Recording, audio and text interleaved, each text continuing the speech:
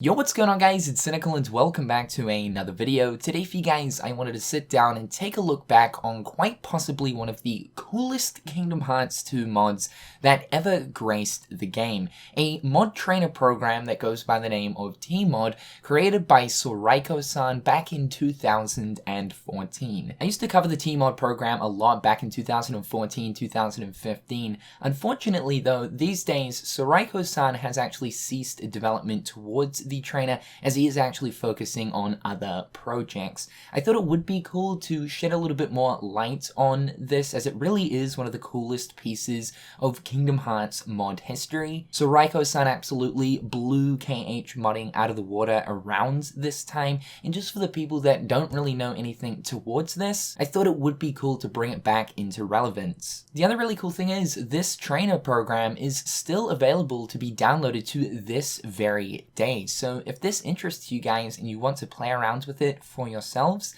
then I'm going to leave the link to which in the description down below. Please also be sure to check out Soriko-san as well. Although he isn't making any more developments towards Teamod, he is still doing Kingdom Hearts projects here and there. Currently right now he's working on a Kingdom Hearts 2 fan game type of thing with Kingdom Hearts 2 running on a completely different game engine, and the new type of things that he can actually do with KH2 is really impressive. I'll leave his channel link in the description down below as well. So what exactly is Teamod? Well, Teamod is its own self-contained program that is host to a bunch of different really neat little Kingdom Hearts 2 modifications. It identifies PCSX2, and it's as simple as just clicking on exactly what you want. No crazy inputting of codes or downloading additional files and putting them in different directories. I think this was definitely the most enticing factor towards Teamod during the time, as when it comes to Kingdom Hearts 2 modding, a lot of the time you'll have to do stuff like patching the game, creating new ISOs. Some of this might sound like jumble nonsense to people who aren't familiar with Kingdom Hearts 2 modifying towards PCSX2. This is, by the way, how you use Teamod. You will need to be emulating KH2 via this emulator. So let's check out exactly what this bad boy can do. So there's quite a few different options right here. Let's first of all check out the smiley face option that will allow us to change the facial expression of Sora in real time. We don't actually need to transition into another room or reload.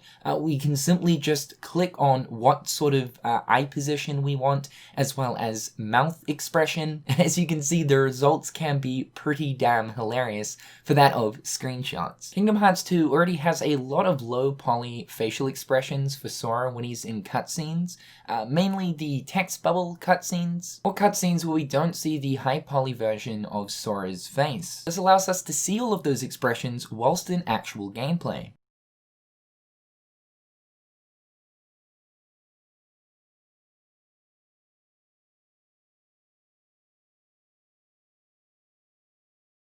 We have a bunch of different costume options right here that we can change in real time. This allows us to stay in normal Sora and not actually go into a drive form, but change the appearance to any of the different drive form outfits. We can even play as normal Sora with an anti-form, which is a pretty odd thing to see. And I like this touch too. Soriko also chucked in a KH2 version of Sora's Dream Drop Distance outfit. We're able to change the language of Sora's battle quotes. This is actually an option that I do wish was officially implemented, as I know that there are some people that prefer the Japanese battle quotes over that of the normal English battle quotes. Kingdom Hearts 2 was officially dubbed in Japanese, French, Spanish, German, and English. So the trainer program right here implements all of those official dubs.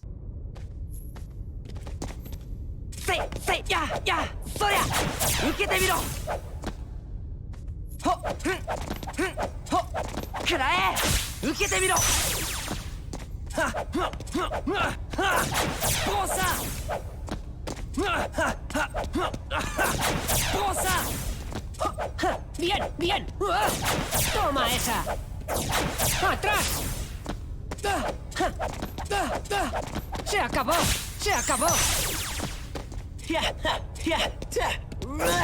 Ya voy.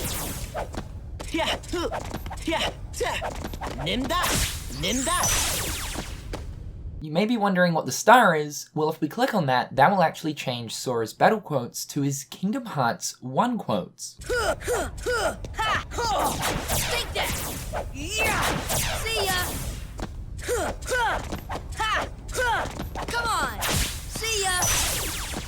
We have an accessory option right here which will allow us to pick between a few different custom Keyblades. We're able to equip Riku's Way to Dawn, Axel's Chakrams,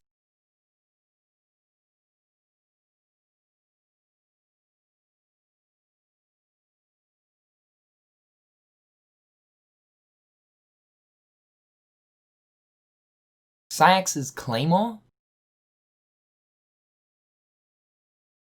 Zigbar's Sharpshooter, and yes, projectiles actually do fire out of this thing when you swing it.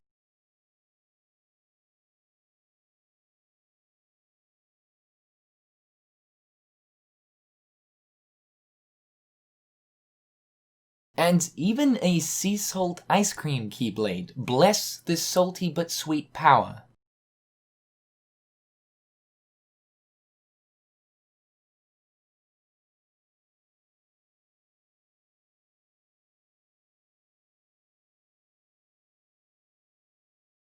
There is also a sea salt ice cream cosmetic where if we select this, there will be a sea salt ice cream hanging out of Sora's mouth. I absolutely love this little accessory piece, as this is sort of in reference to the Kingdom Hearts 2 key art on the main menu, where Sora is standing in the water with a sea salt ice cream in his mouth. However though, let's talk about the main portion of Teamod, and that is the playable character side of things. This is when it starts to get pretty impressive. So there are a multitude of playable characters that have their own movesets. Being able to play as a bunch of the different organization members and other bosses is something that I think every Kingdom Hearts fan has envisioned. Like, have you ever wanted to play as the Lingering Will or Sephiroth? Well, you can here. While you can play as different party members through the use of action replay codes or Game Shark codes, something like this being able to play as bosses isn't actually possible, especially with having a semi-watt complete moveset. Let's start off with Roxas. You are able to play as normal Roxas. There is also some custom outfits for Roxas implemented into Teamod as well. We've also got a custom Christmas Town outfit for Roxas too. Aside from vanilla Roxas, however, there are actually some variations here. So we can play as Pajama Roxas, Dual-Wield Roxas, and this is when it gets real spicy, Organization Roxas, with the built-in moveset that we see from his fight in KH2 Final Mix. The little controller option within the trainer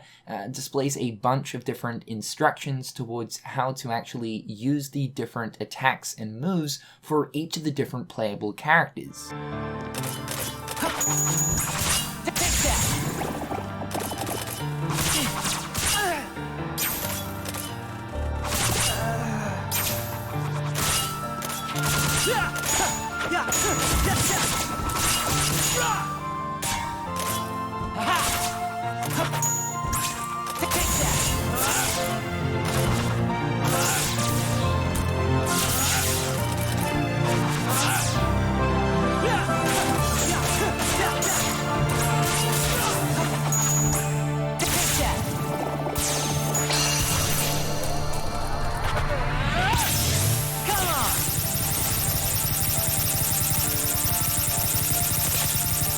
Riku is playable here too. Whilst it is actually possible to play as Riku via the use of something like action replay codes, his moveset is further expanded here via the use of Teamod. One thing that you should note about Teamod, however, is not all characters can work in all spaces of the game. Only certain worlds allow you to play as certain characters, and transitioning into different rooms can sometimes crash the game, more times than not. Also understanding that pulling something off like this, where a lot of these different characters, specifically when looking towards the bosses, were never intended to, of course, be playable. So to actually see something like this being pulled off, even though yes, it can be a little bit buggy here and there, is just wildly impressive. Next up is Axel. We can utilize some of his moves like Quick Dash, Fire Jump, Chakram Throw. Won't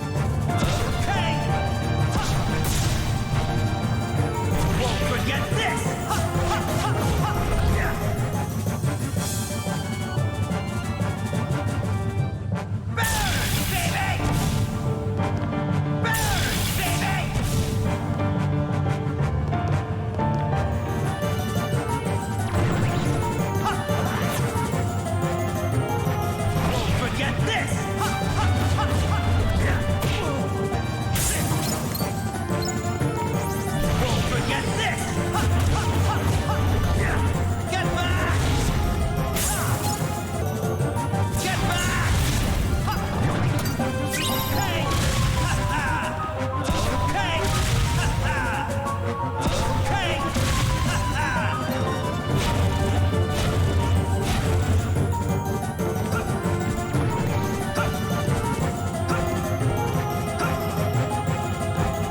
Next is Sayax. I was actually quite taken back by his moveset that is implemented here in Teamod, as some of the playable characters don't have overly too much to their moveset, but others do. We can utilize his Berserk mode, his Claymore throw, and even the Berserk charge.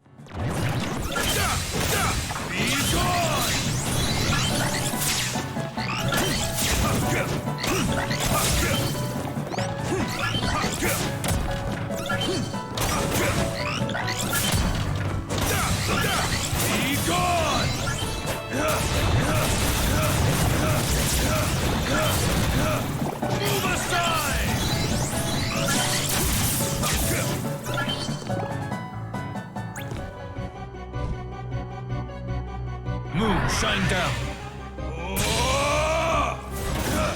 Move aside.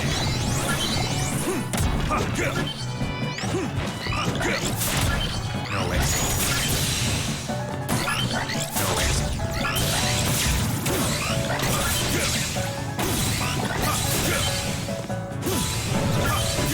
My dreams finally became a reality with being able to play as Marluxia here in Teamod.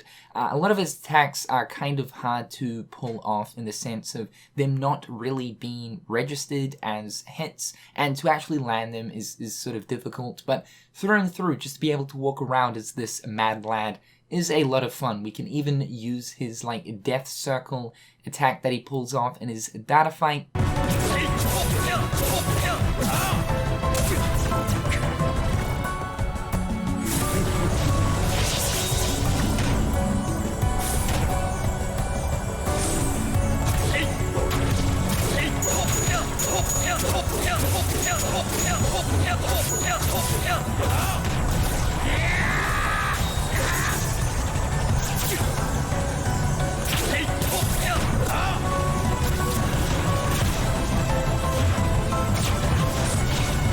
Both variations of Xemnas is here playable in Teamod. We have the regular form as well as his final form. The regular form doesn't really have overly too much to it, as if we actually do look at the moveset of regular Xemnas, there's not too much actually going on, but we can pull off his little orb dash thingy, which is a lot of fun. It goes super quick, as well as his crazy ethereal blade combo.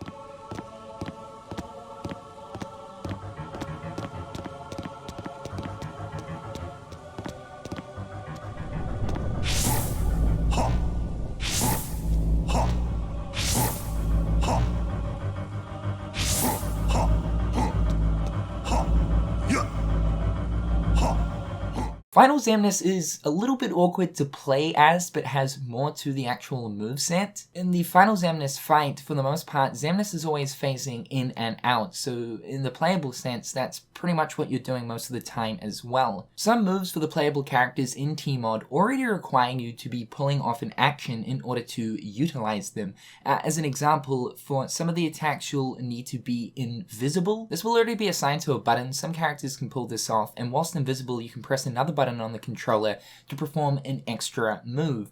Other attacks will require you to be in mid-air to then press another button to perform a special attack, etc, etc. So a lot of this is required for when playing as Final Xemnas. We can pull off his big electricity orbs, we can also do the window guard. And I know what you're thinking, can we pull off the 1000 laser attack? No, unfortunately we cannot.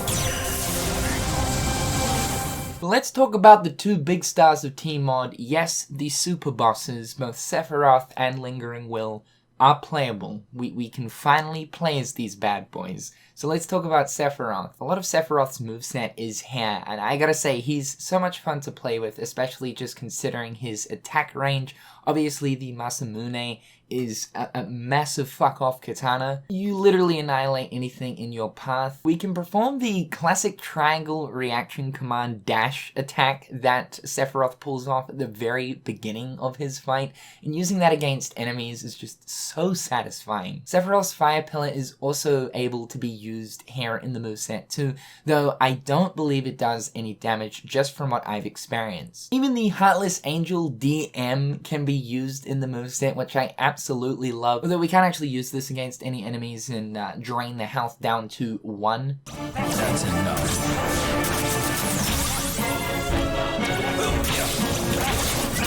Perish now.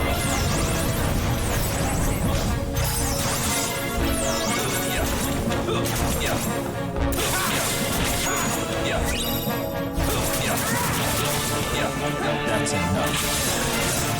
And lastly, let's talk about Lingering Will. Yes, this thick old boy is here, and he probably has the most extensive moveset out of the rest of the playable characters. We can use attacks like his Giga Cannon being locked onto an enemy, then pressing R2 will summon forth the massive fuck-off bazooka attack with the big old ball of death that gets shot out. We can press right on the D-pad to jump onto the Keyblade glider and literally drive this sucker around. Even the Keyblade glider spin attack is here to be used too. We can pull off the bow Keyblade transformation, though this is a little bit scuffed to use as an attack, but the animation is here to be able to be used. This absolutely late fight insane combo that he uses to annihilate the player, yeah, that can be used against any enemy, and yes, it will destroy anything in the general vicinity. His back and forward triple slash attack, as well as his general combo.